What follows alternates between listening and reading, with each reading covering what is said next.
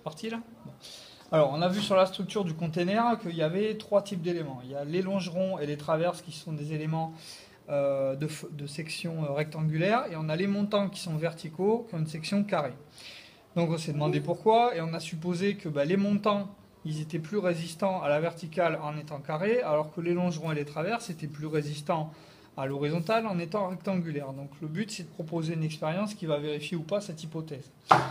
Donc ici, on a fait 4 poutres de section carrée.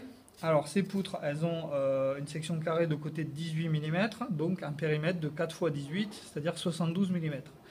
Ici, on a la même quantité de polystyrène au niveau de la section, sauf qu'au lieu d'avoir 4 x 18, on a 8 en largeur et 28 en longueur, ce qui veut dire qu'on a toujours 72, mais utilisé différemment, puisque cette fois on est en forme rectangulaire.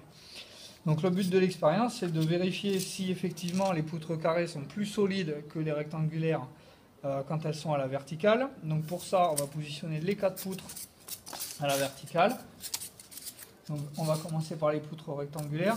Alors là, j'ai fait un petit support pour éviter d'avoir des problèmes de stabilité, parce que le but, c'est pas de vérifier si la structure est stable ou pas. La stabilité d'une structure, elle s'obtient ni avec une forme rectangulaire, ni avec une forme carrée.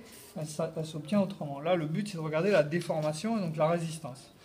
Donc là, on est sur une verticale, on est sur une section rectangulaire. Si on met du poids, on voit tout de suite comment se fait la déformation de ces poutres. Donc la déformation se fait de cette façon-là. Maintenant, on va faire la même expérience, mais avec les poutres carrées. Donc on va mettre les poutres carrées dans leur logement. Donc là, avec la même quantité de polystyrène. Avec la même quantité de polystyrène, et on va constater qu'on n'a quasiment aucune déformation. Donc ça confirme la moitié de notre hypothèse, qui est que à la verticale, il vaut mieux mettre des poutres carrées, de section carrée. Alors maintenant, la deuxième expérience, c'est de tester à l'horizontale. Donc à l'horizontale, ça va être le même principe. On va faire 2 supports comme ça.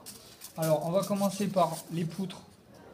Je vais mettre 2 poutres, ou 3 même, peu importe. On va mettre 3 poutres rectangulaires, mais on va les mettre à plat, et on va mettre du poids.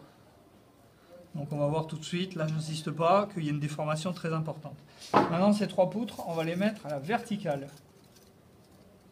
Enfin elles sont toujours horizontales, mais on va mettre la section rectangulaire de façon verticale.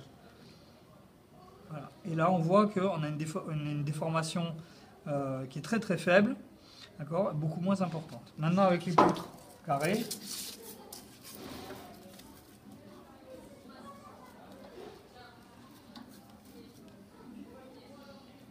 on voit ici que, alors c'est pas forcément flagrant, on a quand même une déformation plus importante que sur la poutre rectangulaire qui est mise dans cette position-là.